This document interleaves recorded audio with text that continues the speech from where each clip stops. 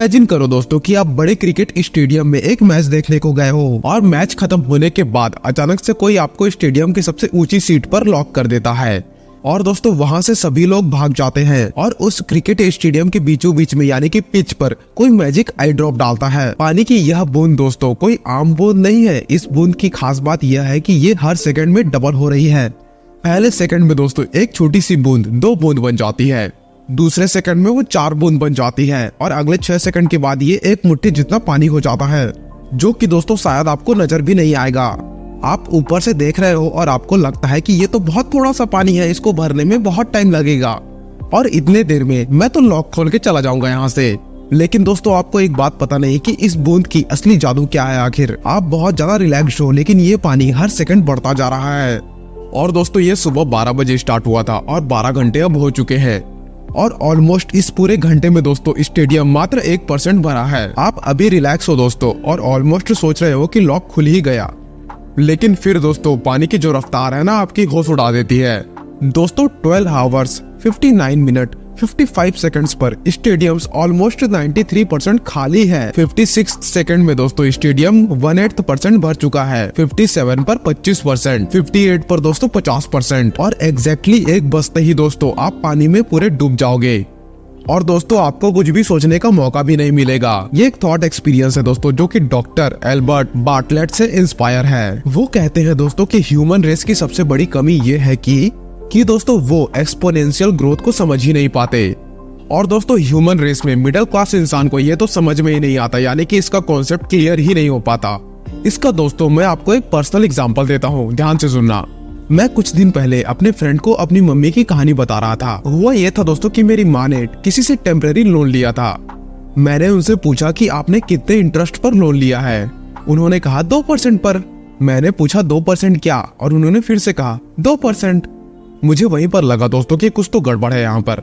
मैंने उनको समझाया कि इंटरेस्ट सिर्फ परसेंटेज से नहीं होता, उसके साथ टाइम का फैक्टर भी जुड़ा होता है। और दोस्तों उन्होंने इस बात पर बिल्कुल भी ध्यान नहीं दिया। फिर मैंने उनसे कहा कि आप एक बार अपनी दोस्त को फोन करो और पूछो कि 2% आखिर कितने टाइम का है। तो दोस्तों मम्मी ने अपनी फ्रेंड को कॉल लगाया और कहा कि दीदी यानी कि किस टाइम के बेसिस पर है। और दोस्तों उनको रिप्लाई मिला मंथ का, यानी कि 2% मंथ का। और दोस्तों जब उनको ये बात पता चली तो उनका चेहरा एकदम से उतर गया था। और दोस्तों यह बात जब मैंने अपने दोस्त को बताई तो वो बहुत अच्छे तरीके से हंसने लगा। और फिर मुझको याद आया दोस्तों कि मेरा जो खुद का दोस्त है वो क्रेडिट कार्ड का पेमेंट या तो करता ही नहीं या फिर मिनिमम ड्यू अमाउंट ही पे करता है, और ये करते करते वह खुद 24 से 30% साल का इंटरेस्ट दे रहा है। और दोस्तों वो भी मेरी माँ से भी ज्यादा। अब दोस्तों मात्र एक सिंपल लॉजिक से समझिए कि ये जितने भी क्रेडिट कार्ड रिवॉर्ड लोगों को मिल रहे हैं, कोई बिजनेस क्लास में फ्री में ट्रैवल कर रहा है, कई लोग फ्री में महंगे होटल में रह रहे हैं, इस सभी के पैसे आखिर दे कौन रहा है? ऑब्वियसली वो लोग दोस्तों जो कि क्रेडिट कार्ड का बिल टाइम से नहीं भरते। लेट अस इमेजिन दोस्तों जो कि 100 लोग हैं जो कि क्रेडिट कार्ड लेते हैं, उनमें से 90 लोग या तो टाइम से पे नहीं करते या फिर मिनिमम ड्यू अमाउंट है वो पे करते हैं, और 24 से 30% दोस्तों उस कंपनी वाले को देते रहते हैं, और जो बाकी के 10% है उनको सभी के सभी रिवॉर्ड्स मिल जाते हैं। समझ रहे हो ना? और दोस्तों इनको रिवॉर्ड देने के बावजूद कंपनी वाले बहुत पैसे कमाते हैं।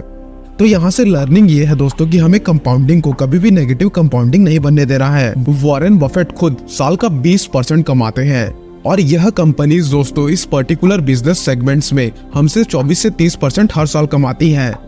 तो बस दोस्तों यहाँ पर ये सोचो कि जो हमारी सारी वेल्थ है वो कितनी जल्दी खत्म हो जाएगी और दोस्तों कैसे इन सब लोगों तक पहुँच जाएगी। ये एक अमेजिंग बुक है दोस्तों, हाई ग्रोथ हैंडबुक। इसके पेज नंबर 126 में दोस्तों ये लाइन लिखी गई है, आप खुद ही देख सकते हो दोस्तों, मुझे पढ़ने की जरूरत नहीं है, देखो। और दोस्तों इसको लिखने वाले कौन है मालूम है? ओपन एआई के फाउंडर यानी कि सैम एल्टमैन ने।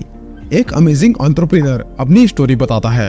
एक ऐसा टाइम आया था दोस्तों जब ये बहुत ज्यादा रिएक्टिव मोड में थे और अपने विल पावर से चीजों को करने की कोशिश कर रहे थे, और इनके बिजनेस में दोस्तों हर एक चीज फट रही थी। एक दिन दोस्तों ये अपने मेंटर के पास गए और उनसे पूछा कि ये सारी चीजें मुझसे मैनेज नहीं हो रही है, मुझे सिखाओ कि एक सीईओ कैसे बनते हैं। और अपने मेंटर के कहने पर दोस्तों कुछ दिनों तक इन्होंने चीजों को फटने दिया। कस्टमर कंप्लेन कर रहे थे और उनकी कंप्लेंट इन्होंने अटेंड करी ही नहीं। और दोस्तों जाके सबसे पहले अपने सिस्टम को फिक्स किया, और दोस्तों एक बार जब वो सिस्टम फिक्स हो गया फिर ये दोस्तों स्केल करने लगे, और उसके बाद उन्होंने कभी भी छोटी छोटी चीजें फायर फाइटिंग के बारे में नहीं सोचा। दोस्तों मैं यहाँ पर आपको एक और बात बताना चाहता हूँ, जितने भी रिच माइंडसेट वाले लोग हैं वो अपने हर चीजों को सिस्टम में कन्वर्ट करने की कोशिश करते हैं, ना कि दोस्तों विल पावर पर, क्योंकि दोस्तों विल पावर पर हमें बार बार एफर्ट करना पड़ेगा। लेकिन दोस्तों अगर हम सिस्टम को एक बार सेट कर देते हैं तो हम एक बार एफर्ट लगाकर रिकरिंग रिवॉर्ड्स ला सकते हैं। इसी तरह दोस्तों अगर हमें अपने एक्सपेंसेस को मैनेज करने हैं तो हमें उनका सिस्टम क्रिएट करना पड़ेगा। जैसे कि दोस्तों हर महीने हम कितनी सब्जियां खाते हैं, अगर दोस्तों एक बार उस सब्जी वाले से डील हो जाए तो ऑटोमेटिकली दोस्तों वह सारी सब्जियां हर हफ्ते हमें भेज सकता है। और दोस्तों अगर हमें क्रेडिट कार्ड बिल पेमेंट करनी है तो उसका सिस्टम बनाना पड़ेगा, जिसकी वजह से दोस्तों हम वह इंसान बनेंगे जिसे रिवॉर्ड मिल रहे हैं, ना कि वो इंसान दोस्तों जिसके पैसों से रिवॉर्ड दिया जा रहा है। इन शॉर्ट दोस्तों इस पूरी स्टोरी से हमारी लर्निंग ये है कि रिच माइंडसेट वाले लोग सिस्टम पर फोकस करते हैं, बल्कि दोस्तों बाकी सारे लोग विल पावर पर फोकस करते हैं। क्या आपको दोस्तों चलते चलते मूवी का ये सीन याद है जहाँ पर शाहरुख खान अपने क्लाइंट कंपनी के बॉस के पास जाता है उससे खुद के पैसे मांगने के लिए, लेकिन दोस्तों उस कंपनी का बॉस उनकी बेइज्जती कर देता है और कहता है कि देखो मेरा बिजनेस फेल हो गया है लेकिन मैं सेफ हूँ, तुम्हें भी मुझसे कुछ सीखना चाहिए था। इस सीन में दोस्तों एक्चुअली एक लर्निंग छुपी हुई है, उसको मैं आपको बताता हूँ, चिंता क्यों करते हो। फॉर एग्जाम्पल दोस्तों एक स्टोरी के बारे में बताता हूँ। चंडीगढ़ में एक लोकल बिजनेसमैन है जिसका दोस्तों रियल एस्टेट का बिजनेस था। उसके दो बिजनेस से दोस्तों एक बहुत अच्छा चल रहा था और एक अच्छा चल ही नहीं रहा था। और दोस्तों वह अपने फेल होते हुए बिजनेस पर पैसा बिल्कुल नहीं डाल रहा था। अब दोस्तों यहाँ पर आपको लगेगा कि इस बंदे को ऑल इन होना चाहिए, इसको ऐसा नहीं करना चाहिए। लेकिन दोस्तों यहाँ पर एक अलग बात है, वो अपने फ्लोरिशिंग बिजनेस को प्रोटेक्ट करना चाहता था ताकि दोस्तों अगर उसकी एक बिजनेस फेल हो जाती तो उसकी स्टेबिलिटी बनी रहती दूसरे से। हम में से मैक्सिमम लोग दोस्तों यह वाली माइंडसेट नहीं बना पाते। इमेजिन करो दोस्तों कि आपके पास 1 करोड़ रुपए है। अब दोस्तों हम यहाँ पर सोचेंगे कि हम फाइनेंशियली सिक्योर हो जाएंगे, लेकिन दोस्तों कल को अगर कोई हेल्थ इमरजेंसी आती है या दोस्तों कोई अनएक्सपेक्टेड सिचुएशन हमारे सामने आ जाती है तो ये 1 करोड़ 1 लाख कम बन जाएंगे, हमको पता भी नहीं चलेगा। अगर दोस्तों हमारे पास इंश्योरेंस नहीं होता तो एक इमरजेंसी पूरी जिंदगी भर की सेविंग को खत्म कर सकती है। जैसा कि दोस्तों एक हिंदुस्तानी डॉक्टर भी कहता है कि हिंदुस्तान के लोगों के पास इंश्योरेंस तो होता है लेकिन वो सिर्फ 10 या 20 लाख का होता है, जबकि दोस्तों एक्चुअल वक्त पर काफी लोगों को 50 लाख से 1 करोड़ तक का इंश्योरेंस चाहिए होता है। वैसे दोस्तों इंश्योरेंस के भी अलग अलग टाइप होते हैं, जैसे कि दोस्तों health insurance, life insurance, critical illness insurance etcetera etcetera. लेकिन दोस्तों आज हम बात करने वाले हैं हेल्थ इंश्योरेंस की, जिसने दोस्तों हर बार इंडियंस को मिडिल क्लास से उठाकर एक हेल्थ इमरजेंसी के बाद डायरेक्टली पुअर बना दिया है। मैं दोस्तों आपको एक इंटरेस्टिंग केस स्टडी बताता हूँ। इमेजिन करो दोस्तों कि हमारे ऑपरेशन का खर्चा 5 लाख रुपया आता है और हमारे हेल्थ इंश्योरेंस 10 लाख का है, लेकिन जब हम क्लेम मांगने जाते हैं हमें सुनने को मिलता है कि सर इस बीमारी का कवर तो सिर्फ 2 लाख का था ना। यानी कि दोस्तों हम पॉलिसी लेते हैं पर उनके हिडन टर्म्स को हमें पता ही नहीं होता। इसीलिए दोस्तों हेल्थ इंश्योरेंस लेते वक्त हमें कुछ इंपॉर्टेंट पॉइंट्स का ध्यान रखना है, जैसे कि दोस्तों रूम रेंट लिमिट, यानी कि दोस्तों हम हॉस्पिटल के जिस रूम में रह रहे हैं उसका मैक्सिमम कितना % इंश्योरेंस लोन कंपनी देगी। कुछ पॉलिसीज बोलती है दोस्तों कि हमें बिल का कुछ पोर्शन खुद देना पड़ेगा। वेटिंग पीरियड दोस्तों अगर हमें पहले से कोई बीमारी है तो उसके लिए कुछ पॉलिसीज में 2-4 साल का वेटिंग पीरियड होता है, यानी कि दोस्तों कुछ सालों तक हम उस बीमारी का क्लेम नहीं ले सकते। देखिए दोस्तों ये सारी बातें जानना जरूरी है क्योंकि इंश्योरेंस सिर्फ एक डॉक्यूमेंट नहीं है, हमारे और आपके परिवार की फाइनेंशियल सेफ्टी का एक प्रॉमिस है। और दोस्तों ऐसे बहुत सारे प्लेटफॉर्म भी है जहां पर आपको एडवाइस मिल सकती है, तो आप नेट में जाके चेक जरूर करिएगा। और दोस्तों वो सारी वेबसाइट्स हमें बार बार एनोइंग कॉल नहीं करते, सो बी फ्री टू सर्व। और दोस्तों एक ऐसे ही ऐप का नाम बता देता हूँ आपको जिसका नाम है ditto, so go and check it out. Imagine करो दोस्तों कि एक दिन आप डिसाइड करते हो कि आपको फाइनेंशियल फ्रीडम पानी है। आप सोचते हो कि आपके पास इतना पैसा हो कि किसी के सामने कभी आपको हाथ फैलाना ना पड़े और कोई बॉस हमें कमांड ना कर सके। और दोस्तों हमारे टाइम पर फुल कंट्रोल होना चाहिए। और दोस्तों इसके लिए आप एक जॉब शुरू करते हो और दोस्तों इन्वेस्टमेंट की एक प्रॉपर प्लानिंग बनाते हो और दोस्तों SIP स्टार्ट कर देते हो।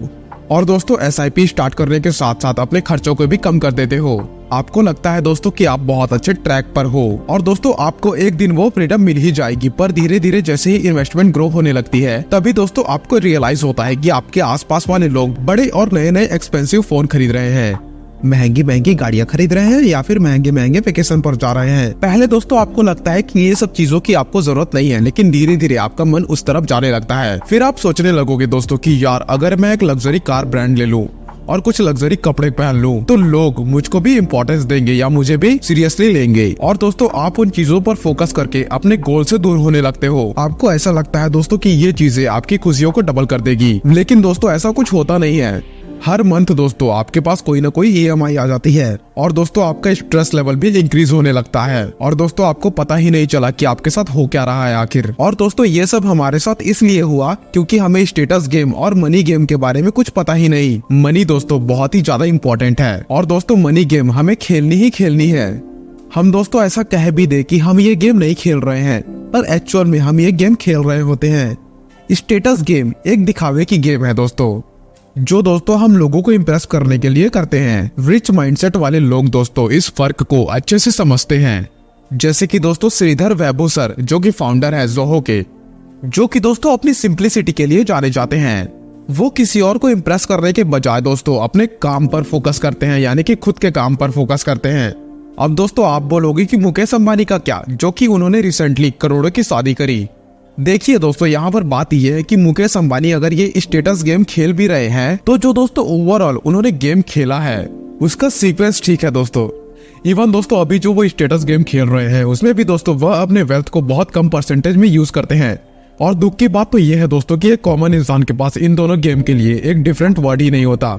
वो इन दोनों को दोस्तों एक ही गेम समझने लग जाता है। इमेजिन करो दोस्तों कि तुम्हारे पास 1 लाख रुपए मौजूद हैं और तुम्हें किसी ने गारंटी दी कि तुम्हें हर साल 20% का CAGR मिलेगा। दोस्तों 20% CAGR सुनने में बहुत अच्छा लगता है, पर चलो दोस्तों इसको थोड़ा ब्रेक डाउन करते हैं। एक रूल है दोस्तों, रूल ऑफ 72। ये बताता है दोस्तों कि हमें रेट ऑफ रिटर्न पता है तो कितने सालों में दोस्तों हमारे पैसे डबल होंगे। और इस रूल के अकॉर्डिंग हमें अगर 20% मिल रहा है तो हमारे पास ऑलमोस्ट 3.6 ईयर है जिनमें कि दोस्तों हमारे पैसे डबल होंगे। अब सोचो दोस्तों कि तुम्हें 30 साल तक 20% का CAGR मिलता है तो तुम्हारे 1 लाख रुपए दोस्तों 8 से 10 बार डबल हो चुके होंगे और 30 सालों के बाद ये अमाउंट बनेगा दोस्तों 2.56 करोड़ रुपीस। अगर दोस्तों आप इस अमाउंट से खुश हो रहे हो तो आपके लिए एक ट्विस्ट है, और दोस्तों वो ट्विस्ट है ऑलवेज एंड ऑलवेज इन्फ्लेशन का। अब हम मान के चले दोस्तों कि हर साल इन्फ्लेशन 6% से इंक्रीज होती है, तो दोस्तों 30 सालों के बाद इस 2.56 करोड़ की एक्चुअल वैल्यू आज के मुताबिक 40 लाख रुपए के बराबर होगी। यानी कि दोस्तों 30 साल में अगर आप बूढ़े हो जाते हो तो आप कोई ऐशो आराम की जिंदगी नहीं जियोगे। अब दोस्तों यहाँ पर इसका मतलब ये नहीं कि हमें इन्वेस्टमेंट ही नहीं करनी चाहिए, क्योंकि दोस्तों 1 लाख रुपए हम अगर बिस्तर के नीचे रखकर सो जाएंगे तो 30 सालों के बाद उसकी वैल्यू मात्र 17,000 रुपए रह जाएगी, जो कि दोस्तों 40,000 रुपए से बहुत ही ज्यादा कम है। देखो जो मेन चीज एक आदमी इंटरनलाइज नहीं कर पाता वो ये है दोस्तों कि वेल्थ ज्यादा पैसे बचाने से नहीं आती, वो आती है दोस्तों जब हमारी इनकम बढ़े। इसीलिए दोस्तों करियर के शुरुआत में हमारा फोकस होना चाहिए इनकम पर और उसके बाद में दोस्तों इन्वेस्टमेंट पर, जो कि तभी हो सकता है दोस्तों जब हम हाई डिमांड स्किल सीखे, जिससे कि दोस्तों हमारी इनकम इंक्रीज हो और हो सके तो हम अपने बिजनेस पर भी फोकस कर सके। फाइनली दोस्तों रिच माइंडसेट वाले लोगों की क्वालिटी रहती है कि इन्वेस्ट इन योरसेल्फ, जो कि दोस्तों यहाँ पर वॉरेन बफेट सर भी कह रहे हैं।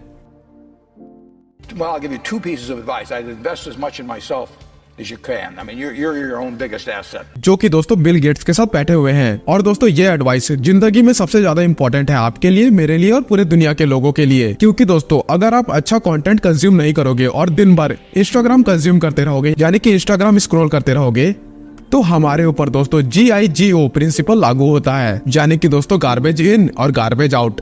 तो दोस्तों पूरी वीडियो को एक बार और अच्छे से देख लीजिए ताकि आपका कॉन्सेप्ट एकदम क्लियर हो जाए। धन्यवाद।